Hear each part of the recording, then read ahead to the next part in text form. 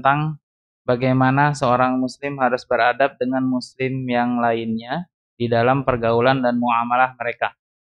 Dan salah satu dari yang diatur oleh Islam dengan sangat sempurna adalah yang akan kita bahas atau kita sempurnakan pembahasannya pada pertemuan ini, yaitu adab-adab bagaimana kita mempekerjakan seseorang atau menggaji seseorang untuk diambil tenaganya, waktunya untuk mengerjakan suatu pekerjaan tertentu.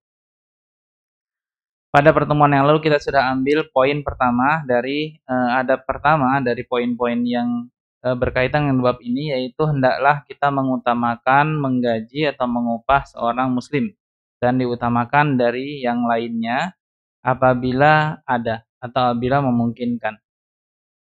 Dan sahabat Umar bin Khattab pernah marah kepada Abu Musa al-Asy'ari, sahabat yang mulia juga, karena dia mempekerjakan seorang juru tulis yang beragama Nasrani, ya, dan meninggalkan yang beragama Muslim atau yang meninggalkan agama Islam. Karena pekerjaan ini sebenarnya bisa dikerjakan oleh seseorang yang beragama Islam, tidak perlu menyewa seseorang yang beragama Nasrani. Kecuali pada hal-hal yang tidak ada di sana ahli yang berkompeten di bidangnya yang beragama Islam. Nah, ketika itulah maka darurat menuntut kita untuk menghilangkan keutamaan ini, yaitu kita boleh untuk menyewa atau mempekerjakan seseorang yang memang spesialis atau ahli di bidangnya yang beragama non-Islam. Nah, demikian ikhwatal iman rahimani rahimakumullah. Kita kasih contohnya kemarin dalam misalnya bidang-bidang teknologi yang mana mereka telah melakukan banyak riset-riset senjata dan lain sebagainya, ya. Nah, dalam hal ini maka boleh seorang muslim negara-negara Islam untuk menyewa orang non-Islam atau negara mengadakan kontrak dengan negara-negara non-Islam untuk pengadaan senjata atau investasi masalah teknologi. Kemudian adab kedua yang kita sudah bahas juga, yaitu istijar al-qawiyul amin.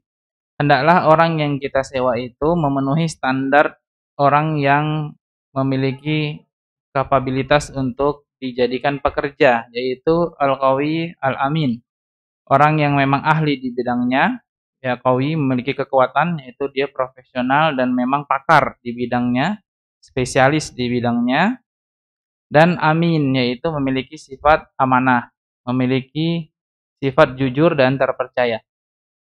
Dan dua sifat ini yang harusnya menjadi kriteria, ya, jika kita menanggalkan perekrutan atau menerima lamaran pekerjaan untuk suatu bidang, maka dua kriteria ini sebenarnya yang sudah ditunjukkan oleh Islam untuk kita jadikan berada di depan mata kita atau di pelupuk mata kita, ya.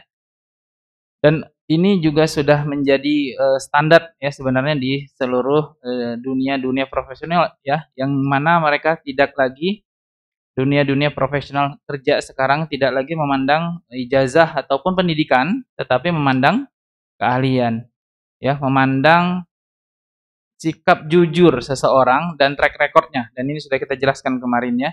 Bagaimana yang dicari untuk mengisi suatu posisi pekerjaan itu harusnya seseorang yang memang pakar di bidangnya, meskipun tidak ada disupport oleh pendidikannya, ya. Tetapi dia memang orang-orang yang pakar di bidang yang hendak dikerjakan itu, dan kemudian dengan track record dia seseorang yang jujur. Bukan lompat sana, lompat sini, pindah pekerja sana, pindah pekerjaan sini, atau dia pernah bermasalah dengan urusan uang terutama, ya, dan kepercayaan dan lain sebagainya. Karena itu kita bawakan juga kemarin, ya, suatu doa dari sahabat Umar bin Khattab juga radhiyallahu anhu. Beliau pernah berdoa, Allahumma ilaika ashku dha'fal amin wa khiyanatal qawi. Ya Allah, aku mengeluhkan padamu tentang banyaknya sekarang ini ditemui dha'fal amin, yaitu lemahnya seseorang yang amanah. Lemahnya seseorang yang amanah dan khianatnya seseorang yang kuat. Apa itu lemahnya seseorang yang amanah? Yaitu sekarang ini kita dapati orang-orang yang amanah tidak profesional dalam bekerja. Orang-orang yang amanah kerjanya nggak bagus. Terpercaya, jujur, tetapi kerjanya tidak profesional. Wa khiyanatal qawi, dan orang yang profesional langkah banyaknya kita dapati sekarang ini yang tidak amanah. Dia memang spesialis atau pakar di bidangnya tapi licik. Dia bisa mengakali sistem sana sini sehingga menguntungkan dirinya, ya. Nah, ikhwatal iman rahimani rahimakumullah jami'an, dan kita berkaca kepada diri kita sendiri dan kita masing-masing, ya, memiliki akad pekerjaan dengan seseorang atau memiliki akad pekerjaan atau mengambil seseorang sebagai pekerja, maka ini yang harus kita kejar, ya. Dan ini ada kualitas seorang muslim. Kualitas seorang muslim adalah al-qawi al-amin. Dia itu cakap, dia itu spesialis, dia itu pakar di bidang yang dia kerjakan, meskipun dengan bukti ijazah atau sertifikat pendidikan ataupun tidak, dan dia amanah dalam mengemban pekerjaannya tersebut, termasuk amanah waktu, ya. Biasa kalau orang pinter molor di waktu, ya. Itu banyak pula kita temui, ya. Padahal dia pinter dan cakap dalam mengerjakan pekerjaan itu, tapi amanahnya tidak terjaga dengan baik. Nah, harusnya orang-orang profesional, dia juga profesional dalam amanahnya atau menjaga amanah-amanah yang telah dibeban kepadanya dari mulai waktu pekerjaan dan lain sebagainya. Baik, kemudian ada atau poin selanjutnya yang sudah kita bahas juga as-samahatu fit ta'amul, ya, yaitu mudah dalam bergaul. Nah, ini termasuk cakupan adab secara umum, ya. Ya, Rasulullah SAW pernah mendoakan, ya, rahimahullah rajulan samhan idza ba'a wa idza syara wa idza iqtada. Semoga Allah merahmati seseorang yang mudah dalam menjual, mudah dalam membeli, dan mudah dalam menagih hutang. Nah, ini doa dari Rasulullah SAW, ya, bahwasannya orang seperti ini, ya, orang yang banyak disukai orang lain, dan semoga juga dengan sifat tersebut Allah menyukai dirinya, ya, yaitu apa? Orang yang mudah dalam bermuamalah dengan orang lain. Jika menjual mudah, ya, dia melepaskan suatu barang tersebut tidak terlalu mencekik harga, dan demikian pula jika dia membeli, dia mudah dalam menawar, ya, tidak sampai mencekik penjualnya. Wa idza qada, dan demikian ketika dia menagih haknya, yaitu menagih hutang, dia tasamuh, ya. Dia orang yang bermurah hati untuk memberi penangguhan hutang dan lain sebagainya. Sebagaimana zahir dari hadis ini, ya. Di sini disebutkan layyinun tayyibun nafsi. Dia adalah orang yang lembut dan orang yang legowo, ya. Enggak dendam, enggak kasar. Nah, itu termasuk samahah, termasuk orang yang lembut, dan inilah harusnya dasar dari semua muamalah kita. Baik, ikhwatal iman rahimanullah, poin terakhir dari yang sudah kita jelaskan kemarin adalah tasyarut, ya, atau ittifaq alal amal al matlub, yaitu kita harusnya di awal dalam bermuamalah atau dalam melakukan akad suatu pekerjaan, hendaknya kita menentukan di awal atau bersepakat di awal tentang akad pekerjaannya, yaitu tentang jenis pekerjaannya, waktu pengerjaannya, dan upah yang diterima. Dan ini mencegah banyak pertikaian, perselisihan, dan kezaliman, ya. Ikhwatal iman rahimani rahimakumullah jami'an. Karena banyak dari kita yang bisa jadi setelah pekerjaan diselesaikan berselisih dalam upah, berselisih dalam waktu pengerjaan dan lain sebagainya, yang menyebabkan tadinya kita harusnya tolong-menolong, saling membantu sesama muslim, malah perkara itu yang membuat kita berselisih, ya. Nah, jika kita memperbaiki sesuatu, maka dijelaskan ini ada harga ceknya atau enggak, kan di awal. Harga ceknya berapa, harga memeriksanya berapa, harga spare partnya berapa, kemudian berapa lama pengerjaannya, dan kemudian berapa upahnya. Nah, itu harus disepakati di awal, dan lebih baik mencegah perselisihan, dan alangkah seringnya syaitan menyusupi hal ini, ya, yaitu tidak meninggalkan dua di antara kita, melainkan dia berusaha membuat kita berselisih. Ya, di sini disebutkan untuk menutup pintu-pintu syaitan. Ya, tentunya syaitan itu, ya, tidak hanya berusaha membuat kita menyembah selain Allah, ya.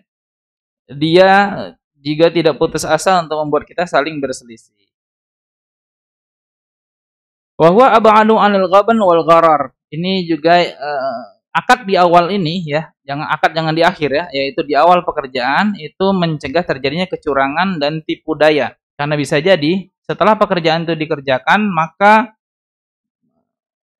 jika tidak ada akad di awal, maka satu belah pihak bisa memanfaatkan keluguan pihak yang lainnya dalam muamalah tersebut, dalam gaji yang harusnya ditunaikan, dan bisa saja kemudian dia memberikannya di bawah gaji yang seharusnya. Ya, ini juga mencegah kezaliman dari orang-orang yang bisa jadi terbesit di dalam hatinya sifat atau bisikan-bisikan untuk berbuat curang, ya, memperalat saudaranya sendiri, ya, dan ini sifat-sifat Yahudi, ya. Yahudi itu suka memperalat meskipun saudaranya sendiri, sebagaimana Allah jelaskan panjang lebar di surat Al-Baqarah. Nah, demikian ikhwatal iman rahimani wa rahimakumullah jami'an. Dan dalil ini didukung atau poin yang ini didukung dengan dahulu Rasulullah SAW juga sebelum beliau diutus menjadi Rasul, beliau mengembalakan kambing sebagaimana dulu para nabi juga mengembalakan kambing. Beliau bersabda, "Kuntu ar'aha ala qararit li ahli Makkah." Dulu aku juga mengembala kambing dengan upah beberapa kirot untuk penduduk Makkah, yaitu kambing milik penduduk Makkah. Nah, hadis ini di antara banyak hadis-hadis lainnya yang menguatkan tentang akad yang harus jelas, yang harus disepakati tentang jenis pekerjaannya, waktu pekerjaannya, dan upah yang diterima oleh sang pekerja. Ya, dan hadis ini banyak ya ikhwatal iman. Kemarin juga kita sudah singgung tentang Ali bin Abi Thalib yang pernah juga mengambil pekerjaan dengan upah satu timba beberapa butir kurma, ya. Jadi menimba air di sumur dengan upah satu timbaan air beberapa butir kurma. Nah, dan lain sebagainya yang mana itu disepakati di awal, bukan disepakati di akhir, dan bukan terserahmu. Nah, gitu ya. Itu yang biasa menimbulkan apa? Perselisihan di antara kita, ya. Karena mentang-mentang sudah kawan, sudah dekat, ya, udah nanti gampang gitu. Nah, ini menggampangkan ini bisa menimbulkan perselisihan, apalagi masalah uang, ya, masalah sensitif, ya. Yang mana seseorang itu nampak aslinya jika kita pernah bersafar dengan dirinya dan kita pernah bermuamalah masalah uang dengan dirinya. Dan ini juga pesan dari Umar bin Khattab, ya, ketika beliau bertanya tentang bagaimana pribadi seseorang. Lalu seseorang mengatakan apa? Aku melihatnya sholat di masjid, ya. Lalu kata Umar, kamu belum tahu pribadinya, ya. Kamu hanya lihat dia nungging aja di masjid, dia sujud dan ruku, ya. Sebenarnya pribadinya kelihatan jika kamu bersafar bersamanya, kamu pernah menginap beberapa hari bersamanya, dan kamu pernah bermuamalah uang bersamanya. Nah, baru kelihatan aslinya. Dan ini kita hindari. Baik, maksudnya kita hindari jangan sampai ada akad-akad yang tidak jelas di awal.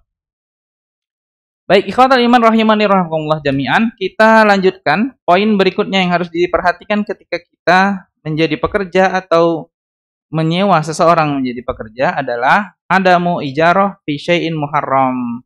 Tidak boleh mempekerjakan seseorang untuk sesuatu yang haram, untuk aktivitas yang haram, untuk aktivitas yang halal tetapi menjual benda-benda yang haram.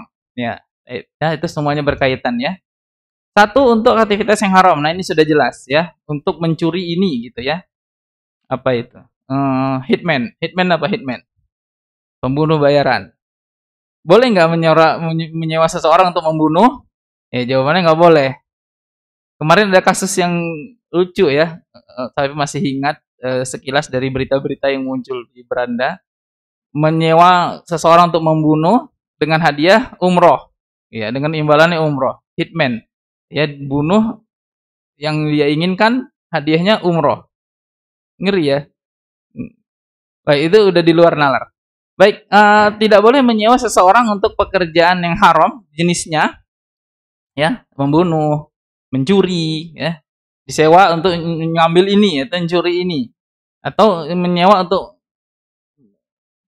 khianat atau untuk melakukan penipuan sesuatu dan lain sebagainya ya, dari yang biasa kita lihat disewa seseorang untuk melakukan sesuatu tindakan kriminal. Kemudian demikian pula menyewa seseorang untuk sesuatu yang aktivitasnya halal tetapi barang yang diperdagangkan di situ adalah barang yang haram. Ya, contohnya jual beli. Dalam jual belinya halal, akan tetapi menjadi haram apabila ternyata barang yang diperdagangkan adalah barang-barang haram. Oke, contoh menjadi seorang penjaga toko yang menjual minuman keras. Di mana itu? Yang marit-marit itu. Kemudian termasuk yang diharamkan atau yang terdapat keharaman di dalamnya adalah penjual udud. Apa? Nah, dia maka termasuk dosa bagi seorang yang dua-dua dosa ya, yang mempekerjakan orang untuk jual rokok dan juga menjadi pekerja penjual rokok, sales canvas. Nah, ya, keliling-keliling bawanya rokok, menawarkan rokok kepada anak-anak sekolah. Siapa itu? Nah, itulah dulu waktu kira-kira zaman jahiliyah dulu. Dan lain sebagainya itu termasuk pekerjaan-pekerjaan atau akad yang diharamkan.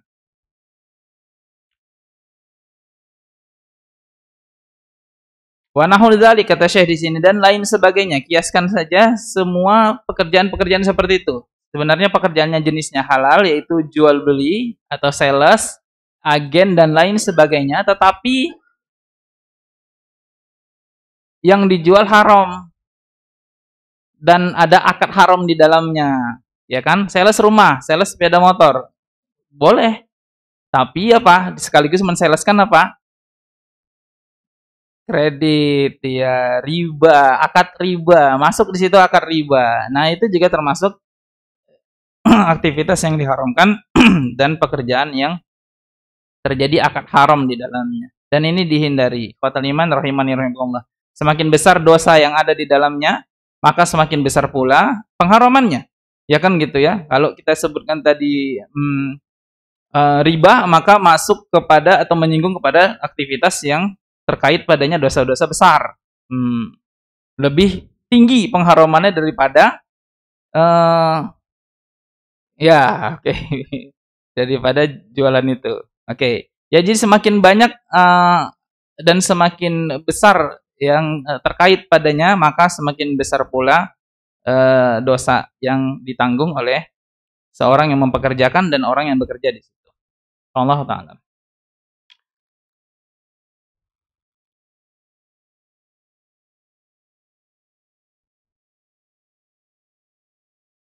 Fa innahu la yajuzu lahu fi wa fi'lu dzalika fil asal. Di sini saya mengatakan tidak boleh melakukan itu ya. Yaitu menyewa orang untuk mengerjakan sesuatu yang haram atau juga memperdagangkan sesuatu yang haram karena itu pada asalnya tidak diperbolehkan. Wal ijarah ala fi'il muharram hiya ijarah batilah. Mempekerjakan orang untuk suatu pekerjaan yang jenis pekerjaannya sudah haram, seperti kita katakan membunuh, mencuri, untuk berkhianat dan lain sebagainya, itu adalah pekerjaan yang batil. Sebenarnya itu adalah akad yang tidak dibolehkan, ya. Al sahih, menurut pendapat yang sahih. Nah, berdasarkan hal ini, maka Syekh berpendapat uang yang dihasilkan dari situ juga uang yang haram, ya, karena akadnya akad yang batil. Akadnya akad yang tidak dibenarkan dalam syariat, karena itu semua uang yang dihasilkan dari situ adalah penghasilan yang haram.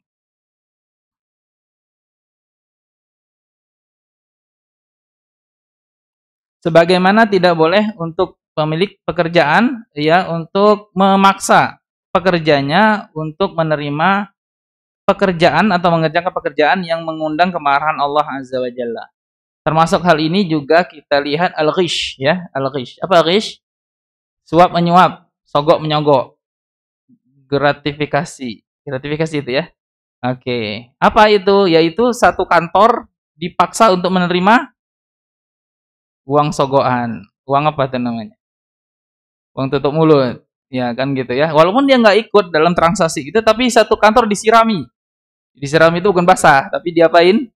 Diciprati itu. Nah, gitu. Supaya apa? Supaya nggak ada yang ngadu, supaya kena riswah semuanya, supaya suap menyuap itu di dosanya disebar semuanya.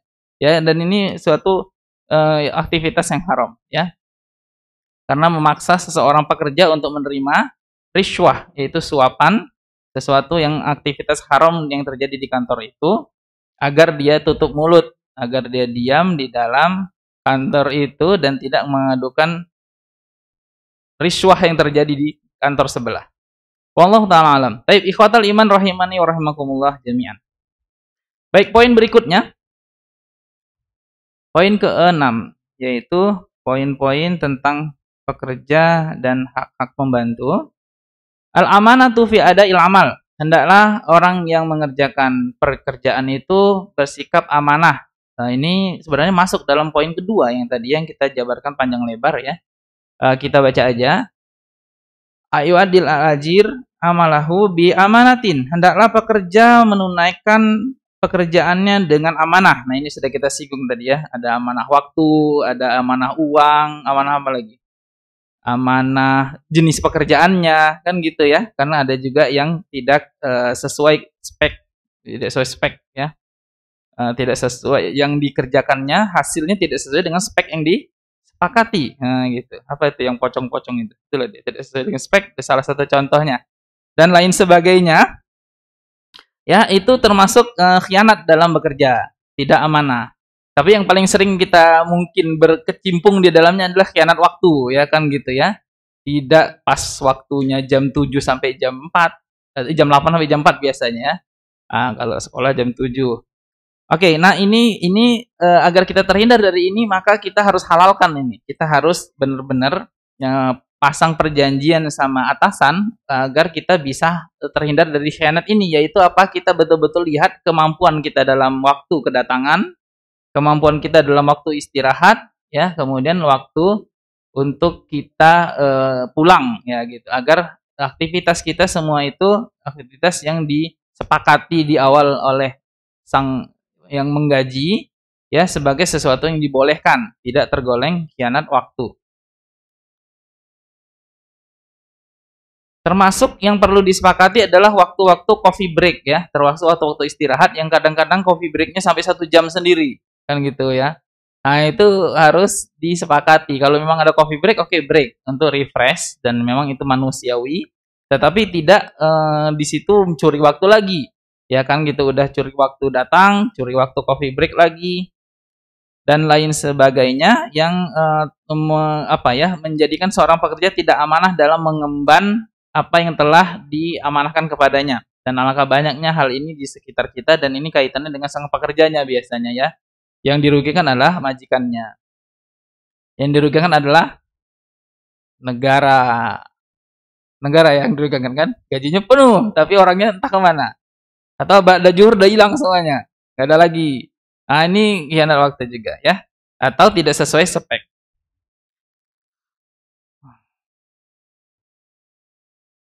Nah, di sini Syekh mengatakan fal yuraqib rabbahu ya, subhanahu wa ta'ala. Hendaklah dia takut kepada Allah. Nah, kalau ini memang sudah tidak perlu lagi diawasi ya.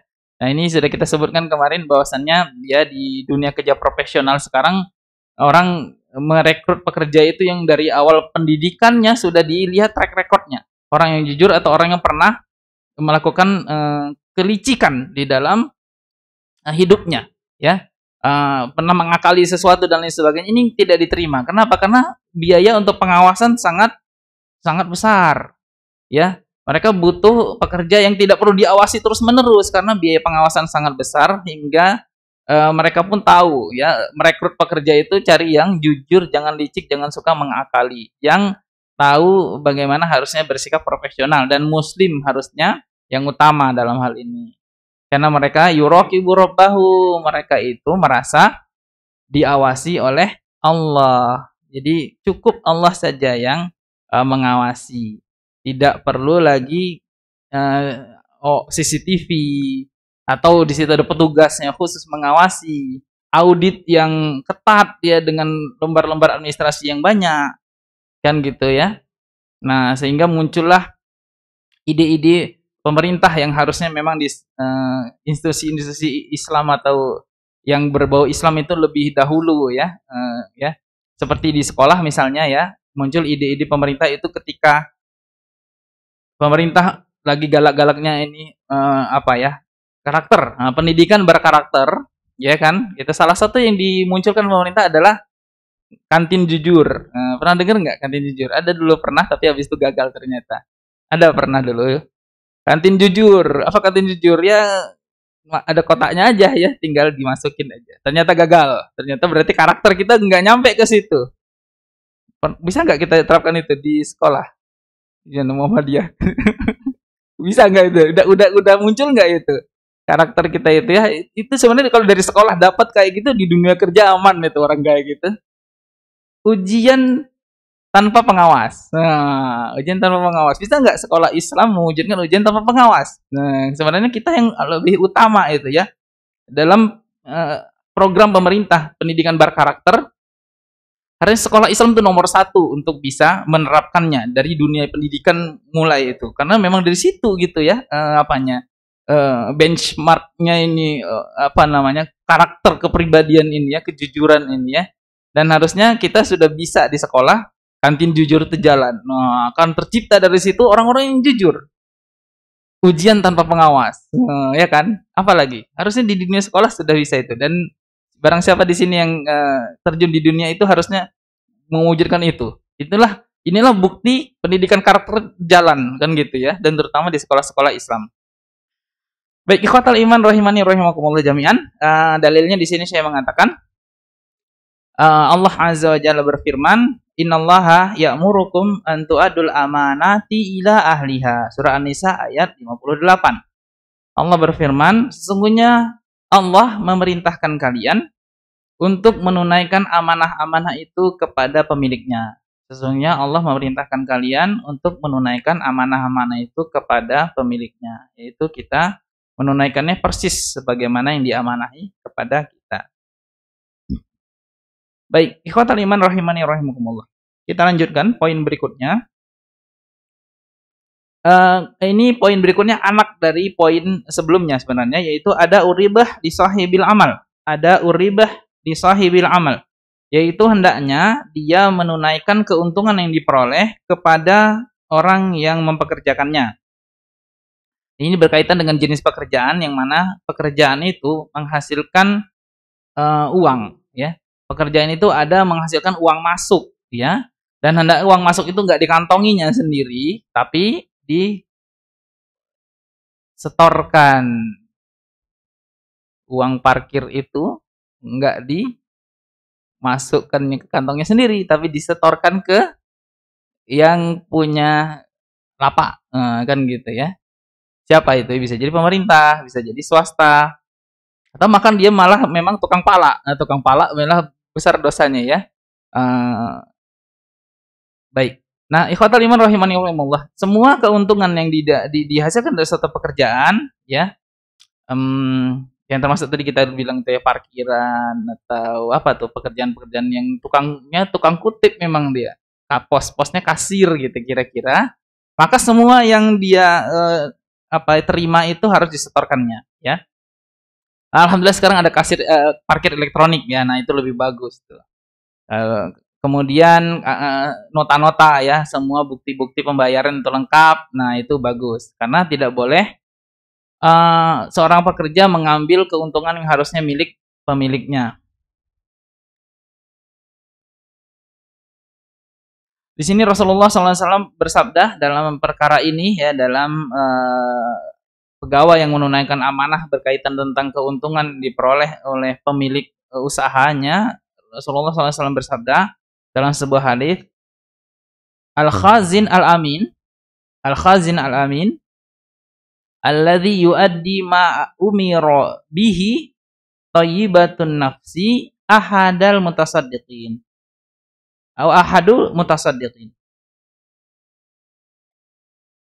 Al-khazin al-amin ini itu orang yang dipercaya untuk menyimpan atau dipercaya untuk memegang suatu kepercayaan yang dia itu menunaikan apa yang diperintahkan kepadanya, thayyibatan nafsi, dengan hati yang lapang, ahadu mutasaddiqin, kata Nabi, dia bagaikan seseorang yang bersedekah.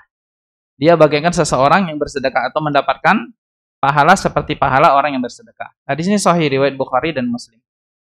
Nah, di sini Rasulullah SAW mengatakan apabila seorang karyawan itu yang dia dipercaya amanah memegang khazin, di sini ya, gudang, laci, kasir, ya, drawer, ya, atau laci uang itu, ya, atau kotak brankas itu, yang dia menunaikan amanah sesuai dengan yang diberitakan kepadanya dengan hati yang lapang, maka dia akan mendapatkan pahala seperti pahala orang yang bersedekah. Ya ahadu mutasaddiqin, dia bagaikan salah seorang yang bersedekah, yaitu dia mendapatkan pahala seperti pahala bersedekah. Allah taala alam. Wala yajuz ayyabakhas ayahtali syai'an di nafsihi, tidak boleh dia curi sedikit pun untuk dirinya. Fa inna dzalika aw fa inna hadza minal khiyanah, kata Syekh di sini, karena itu termasuk sifat khianat. Nah, ini bendahara-bendahara sebenarnya ini semuanya ya kaitannya ya. Fa inna hadza minal dzulm, dan ini termasuk suatu kezaliman, yaitu tindak aniaya. Dan termasuk di sini Syekh mengatakan tidak boleh dia menerima hadiah yang dihadiahkan kepadanya bisababi wujudihi fi hadzal makan. Tidak boleh juga dia menerima hadiah karena keberadaannya atau karena posisinya di tempat tersebut. Nah, ini mengisyaratkan kepada kita tentang hadiah yang diterima pekerja, ya, atas pekerjaannya, ya. Sebagaimana hadis yang panjang, di sini tidak dibawakan hadisnya. Ya, nggak ada hadisnya, ini hadis tentang pintu gua yang tertutup. Oke. Dari hadis yang panjang tentang seorang yang Nabi SAW tugaskan untuk mengutip zakat, ya, semua sudah tahu hadisnya ini ya, bahwasannya karena seseorang Nabi tugaskan untuk mengutip zakat, lalu ketika dia kembali ke Madinah, dia menyerahkan kepada Baitul Mal atau kepada Nabi semua kutipan zakatnya, lalu dia katakan apa? Ini untuk Baitul Mal, yang ini untuk aku pribadi, katanya. Ternyata tadi dia dikasih satu kantong atau satu bingkisan. Apa kata Nabi? Kenapa dia tidak duduk saja di rumah ibunya, lalu dia lihat apakah dia terima atau enggak, itu kata Nabi, kan gitu ya. Apa kata Nabi? Seolah-olah menggelitik logika dia, bahwasannya dia terima itu kan karena dia posisinya atau dia petugas zakat, dia petugas pengutip, karena itulah dia dikasih orang itu. Kalau dia di rumah ibunya saja atau di rumah aja atau dia bukan siapa-siapa, tentunya dia tidak terima bingkisan itu, nah, gitu ya. Dan hadiah dari seseorang yang bekerja adalah ghil, ya, itu uang sogok, ya. Nah, karena itu ya tidak boleh murid memberi guru. Nggak boleh kan? Boleh atau enggak? Kenapa? Kenapa murid nggak boleh beri hadiah kepada gurunya? Ini dari Umi, bingkisan, sarapan apa, oleh-oleh dari kampung. Boleh nggak? Kenapa nggak boleh? Karena sang guru sudah dikasih gaji untuk mengerjakan pekerjaannya itu, dan dia tidak boleh terima lebih dari itu. Dan itu juga memunculkan yang diwaspadai dalam Islam itu semua pintu ditutup ya. Kenapa tidak diperbolehkan? Karena nanti bisa terjadi berat sebelah apa tuh ya? Apa tuh istilahnya? Satu anak kandung satu anak tiri, itu apa rasanya itu? Ya, akan diistimewakanlah yang tukang ngasih ini daripada anak-anak yang lainnya. Akan tidak imbanglah di situ hukum, akan tidak tegaklah hukum sebagaimana mestinya. Karena itu diharamkan seorang pekerja atau seorang petugas mendapat bingkisan dari orang yang dia layani, ya, padahal itu adalah tugas pokoknya. Apa tuh bahasanya? Saya kok belepotan ngomongnya. Bahasa enaknya apa itu? Seorang pekerja dilarang menerima hadiah dari pekerjaan pokoknya. Baik, nah demikian ikhwatal iman rahimani rahimakumullah. Nah, ini yang disebutkan di sini ya, dan itu mendorong untuk bersikap tidak amanah atau tidak adil ya Bisa jadi yang sering memberi atau yang memberi itu ini termasuk bab riswah sebenarnya ya. Diutamakan atau didahulukan daripada yang lainnya. Padahal orang dengan antri panjang, ya, dia dapat haknya gitu ya. Dan dalam riswah ini Rasulullah SAW mengharamkan riswah ini. Beliau mengatakan dosanya kembali kepada dua orang gitu ya, yang menerima sogokan dan yang memberi sogokan. Ya, tidak hanya salah satunya tapi dua-duanya, sama seperti riba ya. Riba itu yang dapat dosa riba siapa? Semua. Pemakan riba, yang memberi riba, juru tulisnya, saksinya, semua satu apa? Satu bank itu. Oke. Oke. Nah, kenapa? Ya karena kalau nggak ada yang mensupport ini sistem, maka ini nggak akan terjadi. Sebagaimana riswah. Tidak seperti mencuri, yang mencuri saja yang haram kan gitu ya. Yang dicuri ya terzolimi. Tapi kalau riswah, dua-duanya ini yang kena dosanya. Kenapa? Karena tidak mungkin ada orang menerima sogok kecuali ada yang datang nyogok. Ya itu, dan itu sebenarnya penyakit masyarakat. Jika kita sepakat nggak ada sogokan ke sana kemari, maka nggak akan ada perlu pemerintah apa yang menekan tingkat sogok-sogok ini. Kenapa? Karena memang nggak ada yang jujur semua, jalurnya jalur resmi semua gitu. Nggak ada yang nyogok untuk dapet kan gitu ya. Apa nih yang sering ditengstir kita nih? Buat SIM, mau buat SIM ya kan. Kalau semuanya udah ikut tes aja, udah ikut tes, mau gagal gagal lah situ kan gitu ya, nggak perlu jogok-jogok. Biar sekalian mau diubah cara tes drive-nya terserah kan gitu ya.